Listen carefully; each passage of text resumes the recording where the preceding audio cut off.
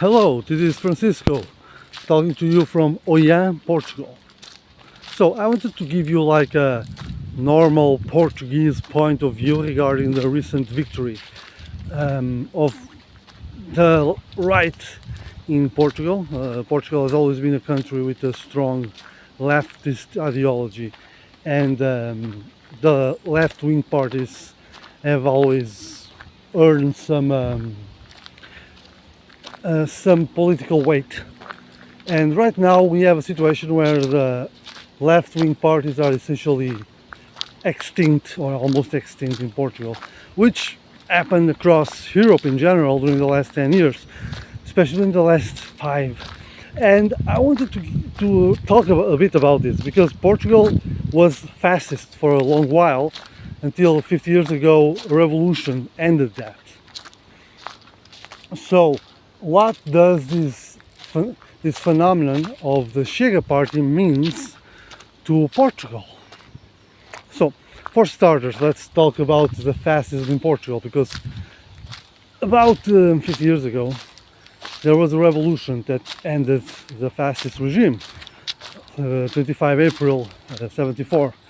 Like after World War I, Portugal had several Republican parties, Republican governments that kind of came and went almost on a monthly basis, almost on a weekly basis. And by 1926, the military took over the country, but they realized they didn't have the ability to really manage the nation. So they elected economist António Oliveira Salazar to rule the country. Well, Salazar was really good at controlling the expenses, really bad in investing, and Portugal basically became a backwards warring country that basically fought itself to death in the overseas. And then in 74, the situation was so critical that the military once again took over and ended the regime of Oliveira Salazar. So that happened. From that point on until today, Portugal has been a republic, but basically dominated by two major parties. The Socialist Party in the left, or the so-called left, and then the Social Democratic Party on the right. Now, I've talked in the past why I think simply calling things left and right is essentially useless. However, I will keep saying this for the sake of the discussion. And I describe them as useless because politics is more complicated than simply ideology.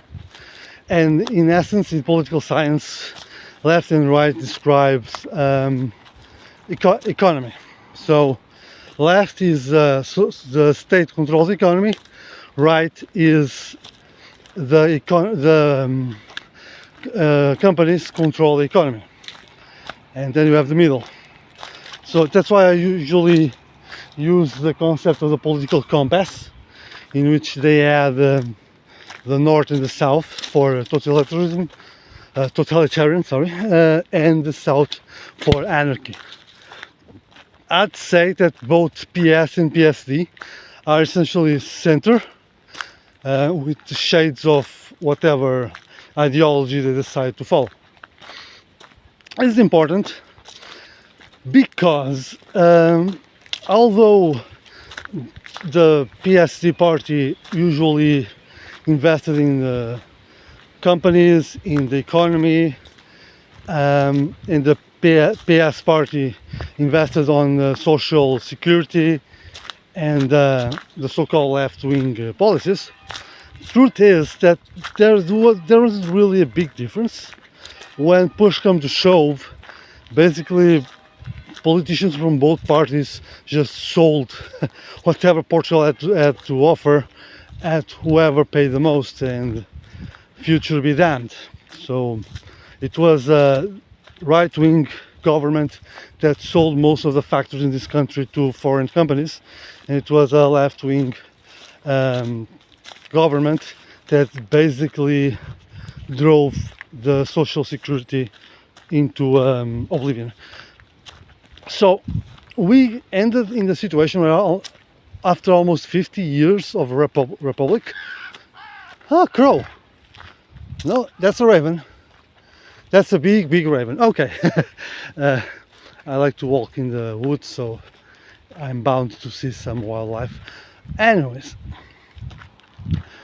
what happens is that people basically became tired of both parties. They've dominated the political landscape for so long that they ended up basically a shadow of each other. Almost like the two parties in the United States, where Democrats and Republicans are essentially the same with different shades of gray in the middle. Maybe not now anymore, because MAGA kind of destroyed the Republican Party, but the point stands. So we have 50 years of corruption and like opportunistic politicians basically selling Portugal a bit at a time, with the economic situation becoming so dire that people almost don't have any children. We are suffering a very serious demographic collapse because there is no money to have children. If a person cannot sustain himself or herself, then they cannot sustain a child. And the attempts that were made to put a brake on this social collapse were really shy, really timid. And the excuse that was usually used is that we are in the European economic space and we cannot do much to change things, but that's really not it. Other countries are really having a great time within the European sphere, like Ireland, and the Portuguese situation is just inexcusable, given that during the 90s especially, a lot of money was sent to Portugal to try to control the economy, and it didn't happen. The money was wasted by the governments and honestly by the Portuguese themselves. There was a lot of investment in, for example, farmers who will use the money to buy houses and cars and then declare bankruptcy because they didn't have the money to invest in their farms. So the Portuguese themselves were kind of to blame. However, on the other hand, there was also it is another of the points that CHEGA is trying to make. There's also a swath of political initiatives to help those supposedly in need. There was a lot of money being given to minorities, to people with special problems. The idea is that this would allow those people in those communities to integrate themselves, to find jobs, and to eventually need the help no more. Sadly, that's not what happened. What happened is that this social support network actually was really good to divert money from the investments to the pocket of politicians. And so there is like this lingering idea that most money that is being given to gypsies and poorer communities is actually not getting there, and is being diverted to the pockets of many politicians. We see like politicians that suddenly have a shed in the mountains, and it's actually a big mansion with several cars, and no one knows where that money came from. Probably came from those social programs that were broken apart to give the money to these politicians. However, because this system supports these politicians so well, instead of helping, like for example the gypsies, which are one of the great enemies of Andre Ventura, instead of trying to insert them in the society a lot more, what is being done is to maintain this policy and basically use it to divert money ad infinitum. Just recently, the Partido CHEGA, they actually talked about a lot of houses being built for gypsies. There's also being built to be given to them. And the idea, what idea that you have is that this was a company of someone connected to the government that needed a contract, and this was an excuse that was made to give him taxpayer money. So a lot of money being diverted from this policies to the pockets of politicians. Actually, corruption is a serious problem in Portugal. Furthermore, because there's no real attempt to integrate most of the gypsy community, what happens is that they kind of exist apart from society, and that makes them that makes it easier for them to become criminals, so to speak, to dedicate themselves to the traffic of drugs, of weapons, and all other things you can imagine, people even. So there are hotspots of criminality, really serious criminality in the gypsy communities, because there's no real attempt at integration, only spoken attempts that are used to divert money.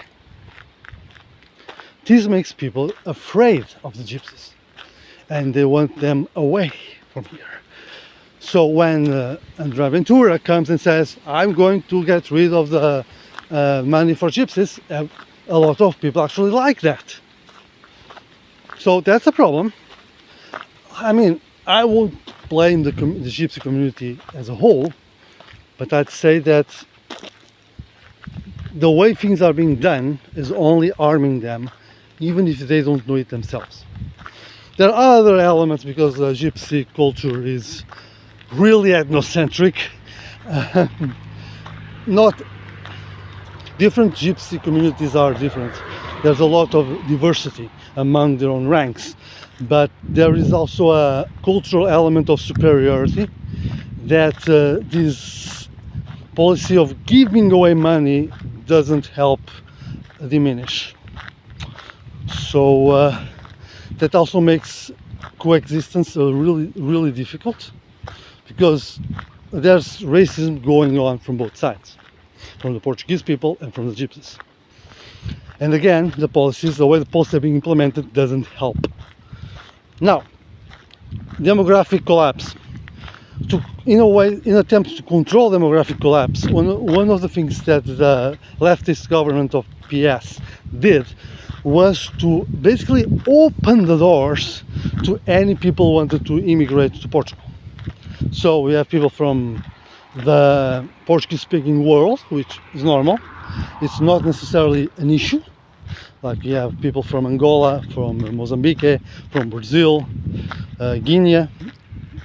And then the doors were opened wider to accept people from India, Bangladesh, all places in Africa, in South America, whatever, with little to no control about regarding who is actually entering the country. Portugal was one of the countries that accepted more refugees, more migrants. It led to a situation where there are a lot of people that came to Portugal that basically overwhelmed the immigration bureau and basically collapsed the entire thing. So you have people that are waiting years to have a visa, to live in the country or to find a job. So imagine you are in a country, you don't know the language, you don't know how things work, and you cannot find a job. Years. What happens? So these people become desperate. These people dedicate themselves to crime because they cannot survive. Because there was no actually thought put into the policy. There's also another layer, because there's really big suspicion that the government was accepting money from these countries for us to accept their employees. So they can, people in India or Angola can say that they fought unemployment, but what they did was to send the unemployed people away to Portugal. So we had a situation where a few years ago we knew that we had 9 million people living in Portugal, from 10 million from the 90s. So 1 million people lost, so between people who left Portugal to find jobs elsewhere, which is also another problem, and I'll go to that. So we have a lot of immigrant people that cannot find a job, cannot find a place to live. So you have these scandals where you have like 10 people living in a small apartment because they cannot find a way to survive other way. So these people become desperate, become criminals, live in slums, and people who are living here, people who have jobs, people who have normal lives, feel scared. On one hand, you have the gypsies who are not being integrated, and on the other hand, you have these migrants who cannot be integrated either. And there's a lot of criminality going on, and people are desperate. There's another issue, because when the PS left the government, like government collapse in the 2000s, I don't remember the exact year, but the government collapsed. I think it was 2009, and then PST, a right-wing government, came to power afterwards. So they changed places, like that's the game. So the situation was desperate, and the prime minister at the time actually challenged the young Portuguese people to leave, as they said, to leave their comfort zone and find employment elsewhere. These people left, like lots and lots of people, highly educated people, who the government, because high education is really cheap in Portugal. The government pays a lot of it, which is good. That is good. But what happens is that is worthless if you don't retain those people. And actually, we had a government that was instigating people in leaving the country. And so the best and brightest among us left. And they're not coming back. So let's set the scenario. So, lack of integration of minorities, doors open wide to immigration. Now the situation, the inability of the government to actually tackle unemployment and the reputational crisis. Because right now, for people, if you are a couple who both earn minimum wage, you cannot find a place to live.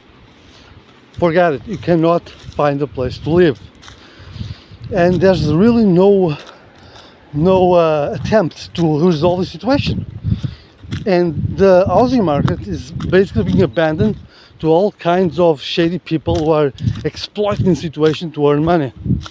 And normal people cannot find a place to live, cannot buy houses, cannot pay rent. I can barely pay my rent. And I'm not in such a bad place in my life. Imagine someone who was actually in a bad position, and the salaries are not accompanying the inflation. So people that cannot find a place to live, cannot pay food, and again the salaries are not being raised. Why are not they being raised? Because the big Portuguese companies do not want that. They try to disguise the situation by offering small things like, oh, we have a canteen, we can eat in the canteen, so you don't need more wage. You have a small help, like small judicial help, or small things that you will seldom use, but it's enough of justification to not raise your salary. Well, you need money to live, right? So people are living increasingly worse. People cannot have children. People are afraid to leave their houses. when they have them, and both parties, whenever they are in power, they seem unable or unwilling to resolve the situations. What to do? Now comes this guy, this Andre Ventura, who says, oh, I can solve that.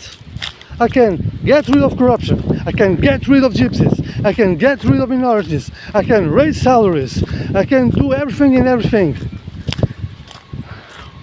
Maybe you know that's too good to be true, but what to do? You know? And then there's the left and the ideology of the left, right? Of the anarchist left, where you have all of these problems that are real problems, and I mean, not demeaning minorities or whatever, like, people are living hard times, whatever their skin color, origin, or ethnicity is.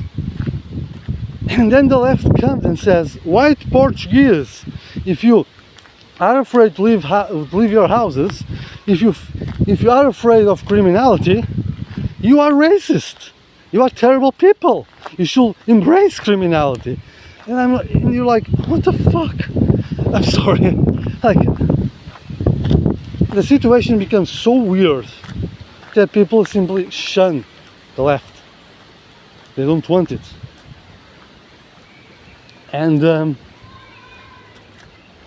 given that they are like, and I'm being a bit cartoonish here, but the fact is, like, some of the most radical left-wing parties, like the Bloc de Esquerda, the Leftist Bloc, and the Communist Party, they really said this kind of things, like almost implying that it is like it's not that bad to be assaulted by a gypsy or something like that, which makes people really disappointed. And what happened was that those parties, there's another element. It's the element of the LGBT people, and where we have so many problems. And the Portuguese, and let's be honest about it, the Portuguese are not that racist, are not that. It's a backwaters population, very traditionalist, very Christian. But honestly, most Portuguese do live by the rule of live and let live. But the thing is, as you've heard, this country has so many problems to resolve, like actual problems. And I've talked with a lot of people from the LGBT community, and they agree with some of these points, where it says, like, yeah, we need to maybe protect or help LGBTQ people a bit more, but there are serious immediate problems, like salaries, like houses, like the immigration problems, and that needs to be solved. And when the leftist bloc and the Communist Party come and say, no, the priority is LGBTQ people, and those people themselves say, no, I want to be protected, yes, but I need more money to live my life. We need to solve problem with salaries and with unemployment and with housing and whatever. And so, like, focus themselves on that issue. It means that people, even LGBTQ people, stop voting on them. I mean, even some migrants voted CHEGA because they see the left as focusing on stuff that is not immediate, that doesn't need to be solved now. And then some people just look at this system and go, screw it, I'm done with this, I'm done with all of these parties, I want someone to break this down. And then you look at Donald Trump and the Brexit and those things, and you're like, yeah, that's how those things happen. The system reaches a point of stagnation or inability, of corruption, of incompetence, and people just I want to vote in someone that will destroy all of this, because I'm tired, I'm done. And this is a serious problem. We have seen that situation give rise to Donald Trump, to Brexit, to Orban, to all of these people that are actively trying to destroy the world as we know it. And that's what makes me more annoyed, is that leading parties do nothing to resolve this. They act as if tomorrow will be equal to yesterday, while today things are already changing. And that's how Andre Ventura got to power. Because no one wants to solve the real problems of this nation. And that's how you get dangerous people in power. And he already has a quarter of the votes. The party who gained the elections, the PSD, they got like a third. There was other right-wing parties who won. The other right-wing parties that are some good ones, most are just mental. You have parties that want a king. You have parties that want to go back to the Salazar times. Like, those parties are mental. And then you have the left that has nothing, basically. Now, PS has also a quarter of votes, and all the other left-wing parties just died. Except one, Livre, a small party that is growing and may actually face, alongside the Iniciativa Liberal, Liberal Initiative, which is a libertarian party, may actually face CHEGA some time down the line. But the main point is, Portugal is going through a serious political crisis. This government will probably not survive this year because it's only a third. They don't have a majority. They don't want to make alliances either with the left nor with CHEGA, so they won't survive this year. This political crisis will keep growing, and Andre Ventura and CHEGA will probably keep growing too. And that's not necessarily good. I like CHEGA in the opposition, where they just say things that may force the government to compromise with some things. But as a government, they are terribly dangerous. I mean, imagine Trump just being on the opposition, like just calling attention to some things that probably need to be solved. Now see what Trump is as a governor, like as a president. Just one thing is having someone who calls attention to things, even if that person is not a good person, but it's a good opposition, like shuffles things a bit. But if those bad people go to power, then we have Orbáns, we have Putins, we have Xi Jinpings, and the world as we know it won't survive. Those people, and that's the final warning, people like Andre Ventura, like Trump, like Orbán, like Putin, they don't want to resolve problems. They want power. They use everything they can to grab onto power and hold on to it. They should not be voted into power. However, that people do so shows how desperate they are.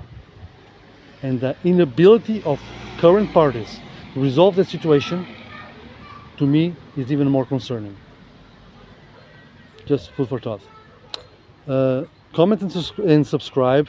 I've published a new book. It's in Portuguese, Vislumbres de Futuros Passados. I think it's a good book, good stories in Portuguese, if you talk that language. I have some other books being worked on right now in English, so you'll probably like those too. And we'll see you later.